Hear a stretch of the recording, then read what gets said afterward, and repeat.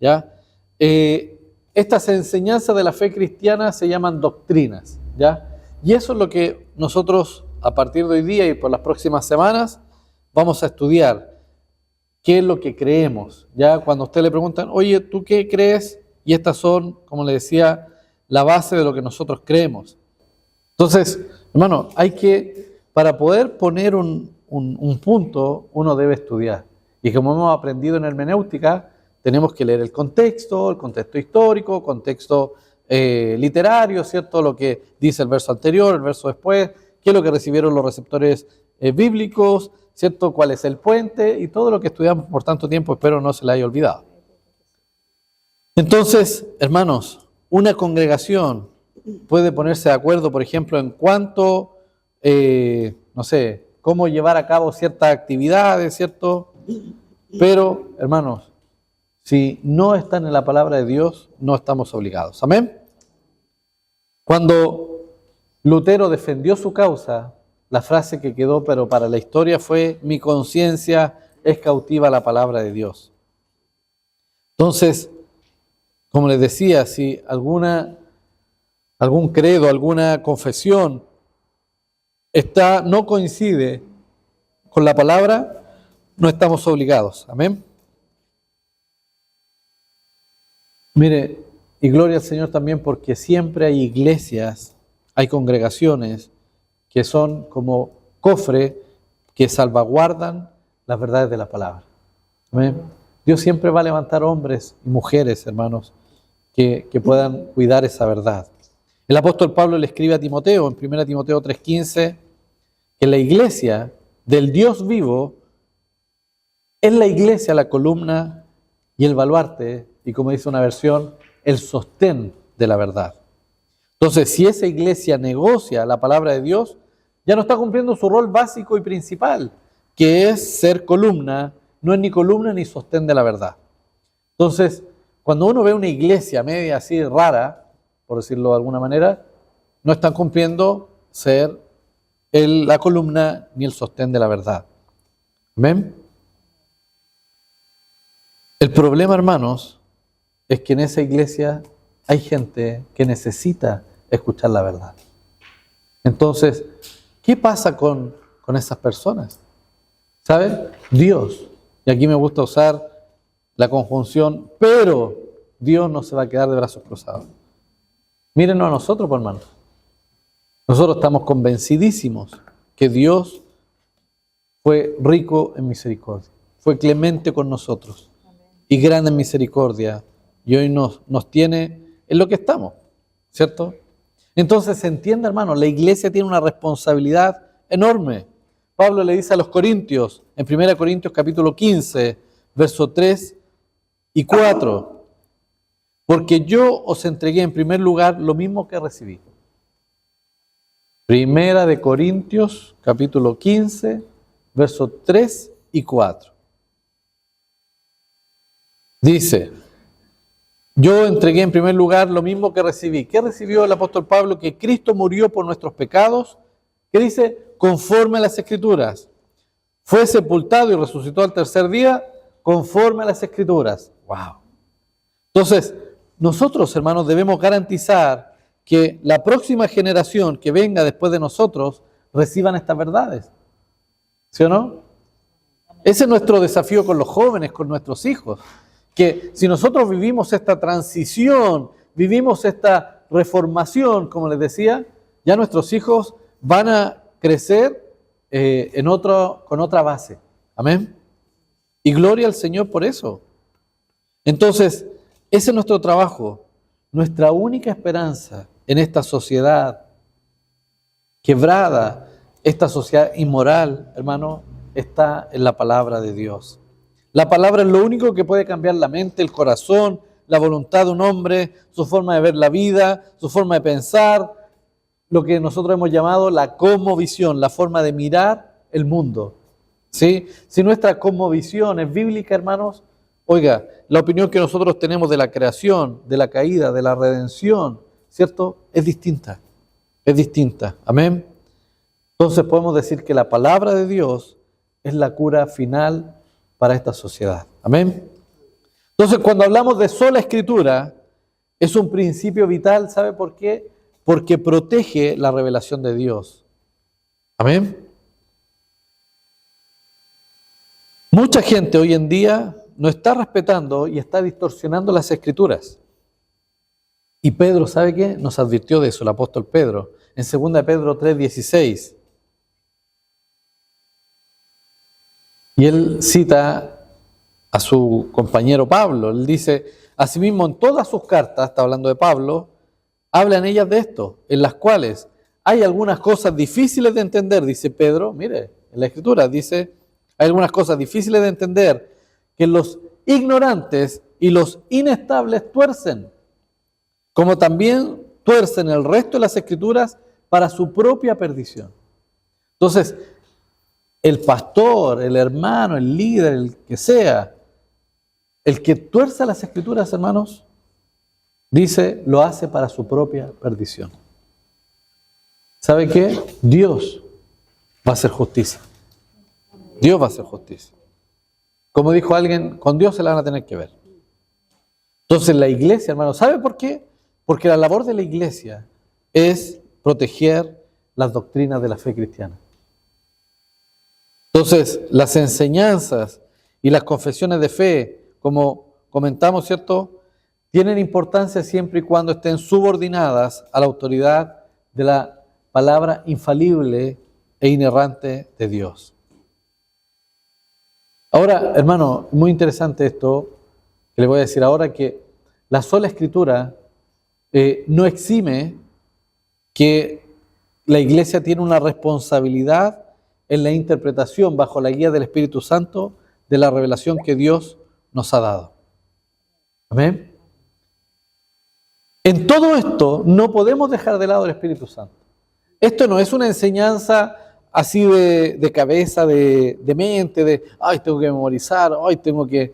No, acá no podemos sacar de la ecuación al Espíritu Santo. Entonces, cuando el Espíritu Santo está presente, hermano, esta doctrina de que la Biblia es suficiente y ha funcionado a lo largo de la humanidad, ¿cierto? A lo largo de los siglos, ¿sabe?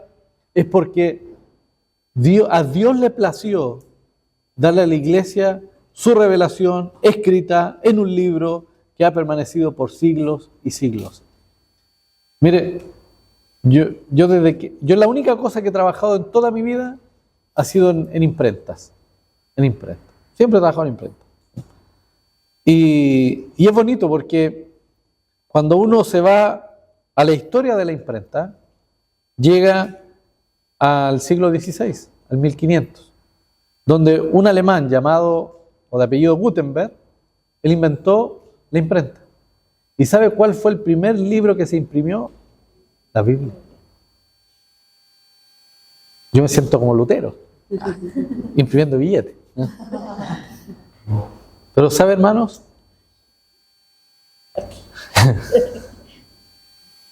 Qué lindo, cómo Dios le da la inteligencia a hombres y mujeres. El otro día le contaba a mi esposa, ¿usted ha escuchado?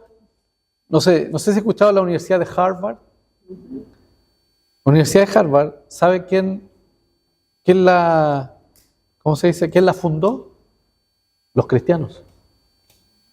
Los cristianos que venían de Europa, los puritanos, fundaron la Universidad de Harvard, una de las mejores universidades del mundo. Y es interesante porque cuando uno estudia la historia de la iglesia, uno se da cuenta que los monjes, hablando incluso antes de la Reforma, ellos se reunían a pensar, a filosofar, hablaban de psicología, hablaban de muchos temas alrededor de la Escritura. Entonces, así se formaron las primeras universidades, gracias a los cristianos. Entonces, de nuevo, cuando la iglesia brilla, la sociedad brilla. Amén. Pero si la iglesia se desvía por intereses personales, por inmoralidades, como ya lo he dicho hasta el cansancio, la sociedad empieza a decaer.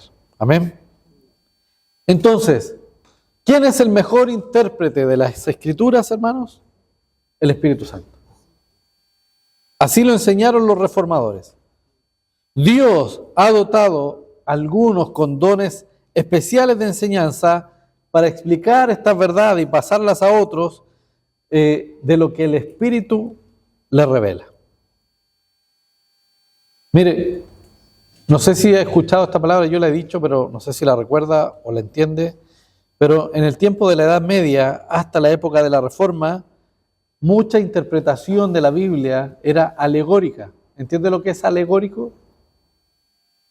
Alegórico es darle un significado a algo que no lo tiene. Es como que uno dijese, por ejemplo, el árbol que estaba en el huerto del Edén, el árbol del conocimiento del bien y el mal, Dios le dice al hombre y a la mujer, oye, pueden comer de todos los árboles menos de este. Y algunos hacen enseñanzas alegóricas. ¿Qué significa eso? Darle un significado que no tiene. Una vez alguien enseñó que ese árbol representaba el diezmo. Y era como decir, de todo puedes tocar menos de eso, porque el día que de él toques vas a morir. Oh. Claro, hoy día parece ridículo, pero hermanos, pongámosle el apelativo que corresponde, es inmoral enseñar así. Es inmoral. Entonces, cuando uno empieza a ver, por ejemplo, el otro día le conversaba a mis compañeros acerca del Salmo 22. Cuando nosotros enseñamos el Salmo 22 hablaba de cuando David empieza a relatar una escena, ¿cierto?, que sin duda refleja lo que Cristo vivió en la cruz o iba a vivir en la cruz. Entonces, alguien dijo, David tuvo la revelación de la cruz. Entonces, ¿qué tenemos que hacer? Tener nosotros la revelación de la cruz. Y yo me acuerdo que teníamos encuentros donde les decíamos a los hermanos, estiren los brazos así y manténganlos así, y cuando le empiecen a doler y a cansarse, manténganlo porque a Cristo le dolió más y usted merece sentir ese dolor, y cuando sienta ese dolor es porque está teniendo la revelación de la cruz. Y hermanos, cualquiera aquí, aún mis hijas, que son las menores presentes, podrían decir, ¿sabe, papá, con todo respeto, mi conciencia está cautiva a la palabra de Dios? Eso no sale en la Biblia, así que no lo voy a hacer. Toma, cachito. Entonces, hermanos, ¿se da cuenta? Hoy día nosotros lo entendemos con una claridad, pero sí, sin duda. O sea, claro, exactamente. Cuando le pusieron una explicación a cada clavo, que el clavo en la mano significaba el trabajo, que en la otra mano significaba no sé qué, que, hermano, puras aplicaciones alegóricas, darle significado a algo que no lo tiene. Y lo peor aún, y fíjese, y ya que aprendimos esta palabra hoy día, que probablemente va a ser la que más recuerde de la primera clase, oiga, el ponernos a nosotros en el centro por sobre Dios es inmoral. Amén. Tremendo, ¿cierto? ¿Se da cuenta cómo la palabra nos ilumina? Y lo encontramos clarito hoy día. Ahora sí, pero está clarito. Yo le decía a mi esposa, ¿sabes qué? Estudié esta enseñanza de nuevo, porque la había estudiado hace un par de años ya atrás, y es otra cosa. Y cuando comenzamos, hermano, no tengamos miedo a este concepto, a teologizar. Cuando empezamos a leer la Escritura, a hacer la exégesis correcta, estamos haciendo lo que se llama teología bíblica. Y esa teología bíblica alimenta nuestra teología sistemática, que es cuando nosotros agrupamos ciertos conceptos de la Biblia, así lo que dice, por ejemplo, el Antiguo Testamento acerca de la salvación, lo que dice el Nuevo Testamento, lo que dijo Jesús, lo que dijo Pablo, lo que dijo un profeta. Entonces se sistematiza y eso nos lleva a las Escrituras, y hay evidentemente algunas presuposiciones que nosotros tenemos cuando leemos la Biblia. Pero cuando aprendemos esto, y yo estoy seguro, usted vuelve a leer el Salmo 22 y lo va a leer de otra manera ahora. O como cuando le enseñé el Salmo 23, que viene a la cola, que dice, Jehová es mi pastor, Él no me va a faltar. Otra cosa. Ya lo leemos de otra manera, ¿sí o no? Entonces, claro, es bonito decir nada me va a faltar, porque así lo dice una traducción. Pero lo asociamos a que nada material, que no me va a faltar el trabajo, que no me va a faltar el dinero, que no me va a faltar la casa, no va a faltar el esposo, no va a faltar nada. No, hermanos. Es Dios el que nunca nos va a faltar. Amén. Porque ¿qué pasa si le falta a veces el dinero? ¿A veces ha quedado sin dinero? Ay, ¿dónde está la promesa de Dios? Si Él me dice que Él es mi pastor y nada me va a faltar, ¿y por qué me falta? Se da cuenta que cuando nos damos la vuelta en este ciclo, nos damos cuenta que no, pues no era así. Es que Dios, aunque tú te quedes sin ni uno, Dios nunca te va a dejar. Gloria al Señor. ¿No es más glorioso eso? ¿Se da cuenta? Ay, yo me emociono con estas cosas. Porque de verdad, hermanos, necesitábamos la palabra de Dios. Amén.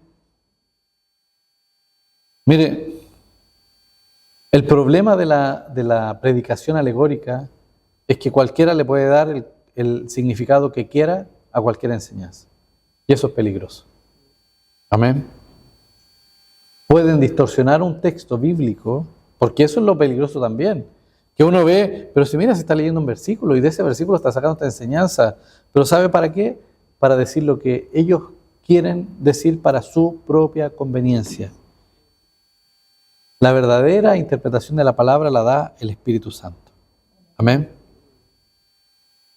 Bien, hermanos, en honor al tiempo lo vamos a dejar hasta acá. No sé si tienen alguna pregunta, alguna duda.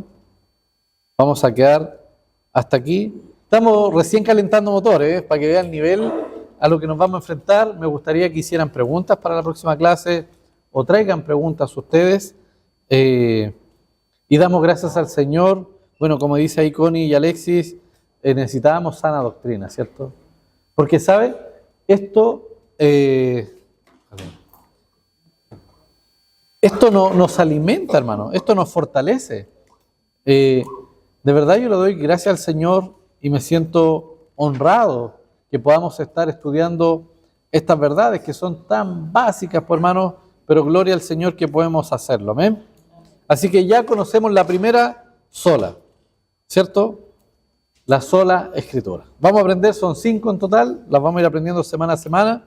Espero que no se pierda la próxima clase, vamos a estar aquí también para los que se conectan. Espero que hayan disfrutado también esta enseñanza. Saludamos ahí a Sol, a Roxana, saludamos a Alonso, a Miriam, ¿cierto? A Marlene, a Nenita, a Nenuco, a Dani Lars, a María Reyes está conectada también, a Violeta. Hola Menche, saludamos a Violeta, la Mariela, mi papá, mi mamá, la Gaby, la Sofi, el Roger, el Lalo Benítez, el Rodríguez Saúl, Connie Alexis y la Pollito, la Capullo. Y la Mari está aquí conectada. Sí. Así que damos gracias al Señor, también a todos los que están acá, gracias a los hermanos de multimedia también que estuvieron ahí grabando, sacando fotos. De verdad que una bendición, ¿cierto? Lo que ha pasado. Y también les tengo una buena noticia. Voy a robarme el spoiler de decir la buena noticia.